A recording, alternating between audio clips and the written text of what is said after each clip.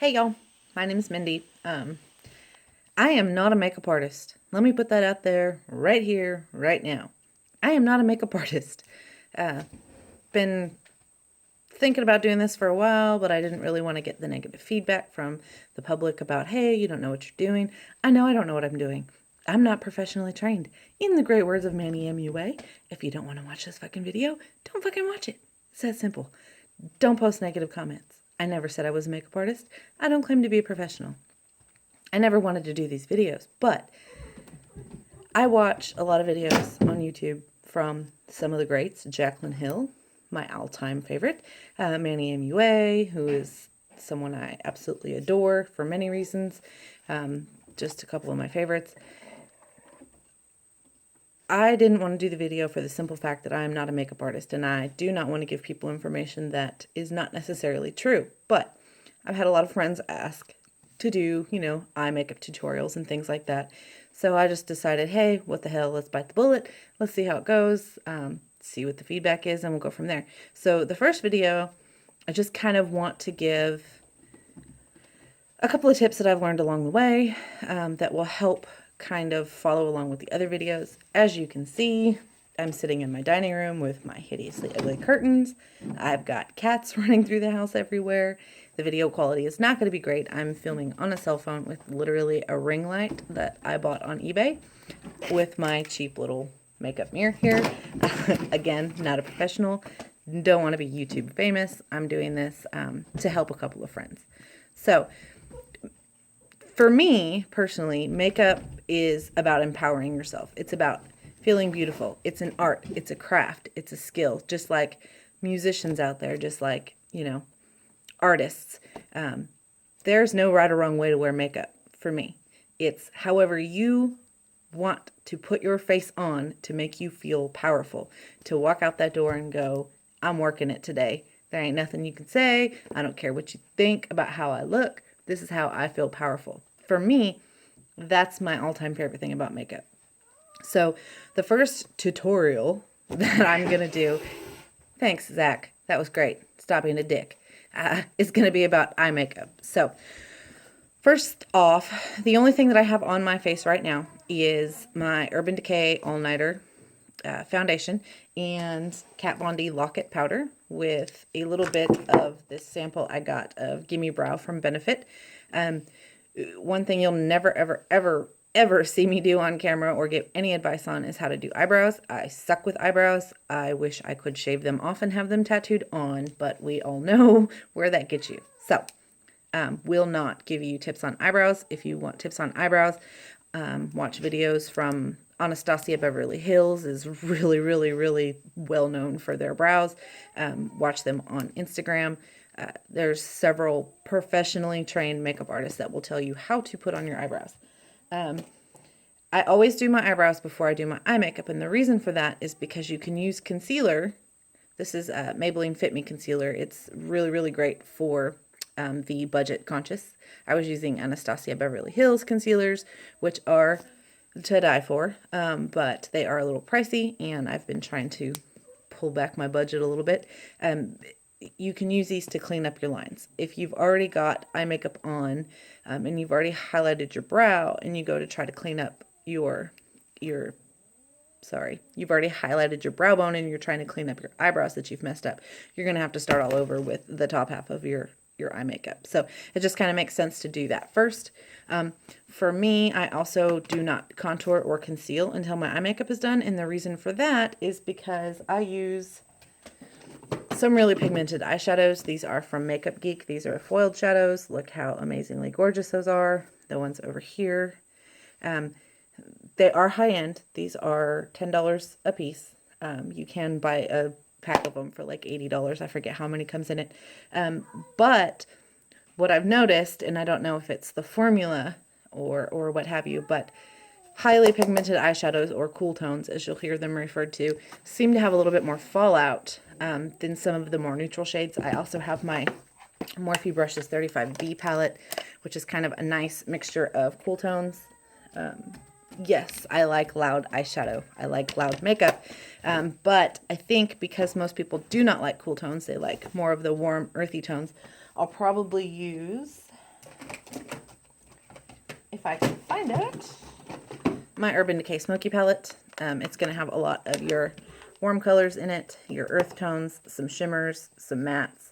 We'll probably use that for the first tutorial, just so I don't shock and awe y'all. So when you're talking about a smoky eye, there's a couple of tricks of the trade.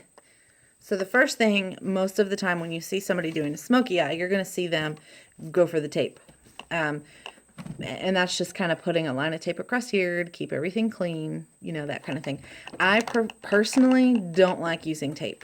To me, it can crease and it can cause some, you know, lines here that you have to go back and clean up with concealer anyway. And if you don't take the tape on the back of your hand and remove some of the stickiness, highly encourage you to do that. If it sticks to your hand really, really well, you don't want it on your face. The skin is really sensitive here. Back of your hand is not so sensitive, so if it's sticking to your hand, it's going to destroy your face skin.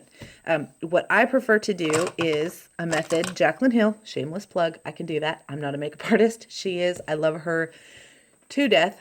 I use my Morphe Brushes contouring brush, which I don't use for contouring because I think it creates too harsh of a line. This is an M459 brush from Morphe. You can see it's packed with my translucent powder. And what I will do instead of using the tape is take this powder and stick it in and draw a line like such.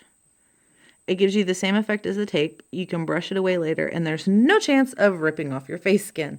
And you just get that wherever you want your smoky eye line to stop. Like I said, I use pigmented eyeshadows with a lot of fallout, so I'll even come under here just to kind of make sure I'm not getting makeup all over my face. Like I said, it's not a huge deal for me because I do my concealing and contouring after I do my eye makeup. But if you're one that wants to see the face put together before you do the eyes, I have a couple of friends that are that way, I encourage you to use a translucent powder to kind of control some of that fallout.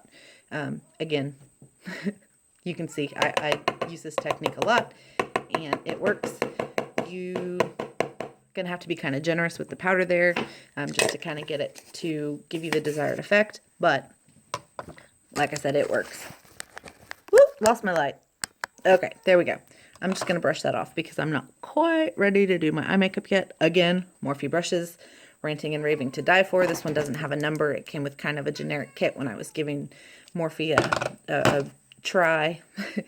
One of my favorite powder brushes for setting makeup is going to be the E3 from Morphe, and the reason for that is it's got a real nice tapered end, so you can control the amount of product that you're getting, and you can also control where you're putting it. So rather than having that big of powder all over your face, which you can kind of see in photos when you've got the flashback because of the translucent powder, you can just tap it off and really kind of get in there and control where you're going to put your powder. It's just kind of a good brush. It's my favorite brush for powder.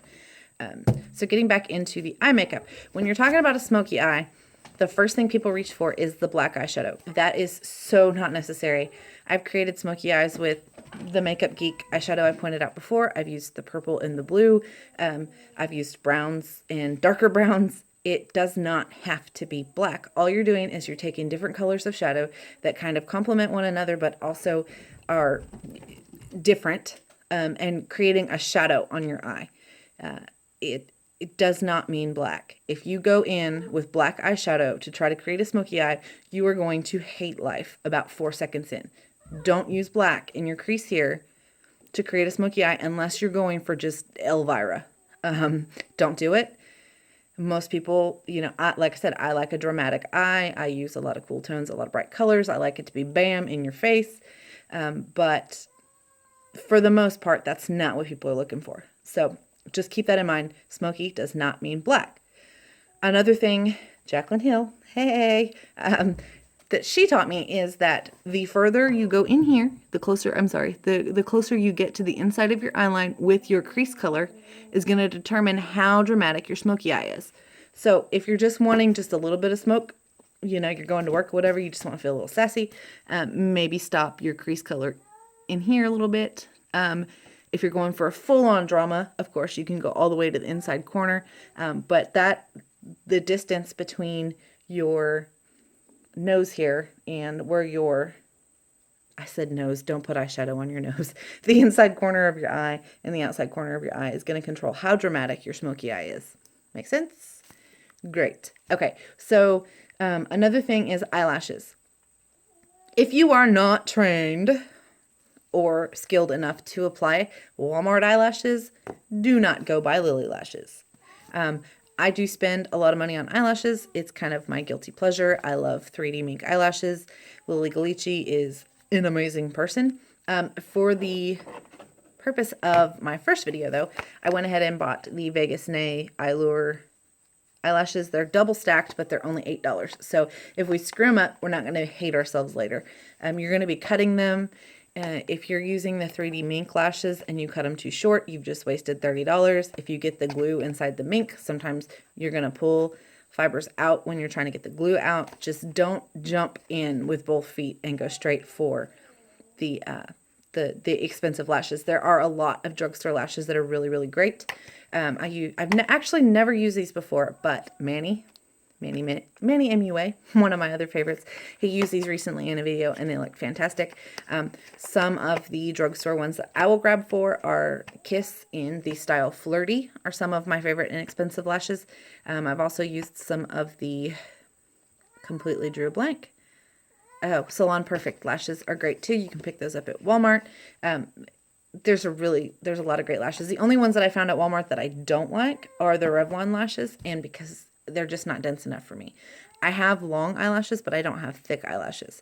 So when you get an eyelash that doesn't really match your natural lash, it's completely obvious. Like, for instance, I tried the Revlon lashes and I put them on, and they were actually shorter than my natural lash, and it looked ridiculous. And they didn't give me enough volume. So inside here, it was still real sparse, and it was pointless to even wear false lashes at that point. One of the big mistakes that people make when they're first starting to apply false eyelashes is they don't go from corner to corner. If you can feel your eyelashes, they're too long. My general rule when I'm explaining to people how to apply eyelashes is to go kind of 2/3 of the way in and stop kind of here. You're still going to have a little bit of natural lash showing, but they're going to be a lot more comfortable. They're going to be easier to apply, easier to remove, and just kind of overall look a little bit more natural. You're not going to be fighting with them all day to keep them out of your eye when they come inside here. It's just the way to go, I guess. I don't know. I'm not a makeup artist. I've already said that like 85 times. So another thing about eyelashes when you're applying them is you don't want wet glue. If you stick your eyelash on your eye and it slides, your glue is way too wet. You're going to create a mess and you're going to be so mad. Typically what I will do is do my eyeshadow, and then I will put the glue on the lashes and let the glue dry while I do eyeliner and put mascara on, curl my natural lashes.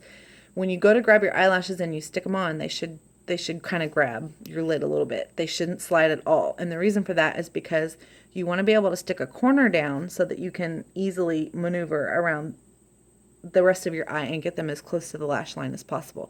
If you've got it sliding around, you're going to mess up your eyeliner, you're going to mess up your eyeshadow, and even though most glue dries where you can't see it, a lot of them you can still see it, especially for me. I use a lot of black, thick eyeliner, so I use black eyelash glue, and when that gets everywhere, it's shiny and horrible, and you can see it. I don't really have a preference as far as glue goes, only because I've only tried two. I've tried the Starlet that you can buy from Lily Lashes, which is great, and I've also tried the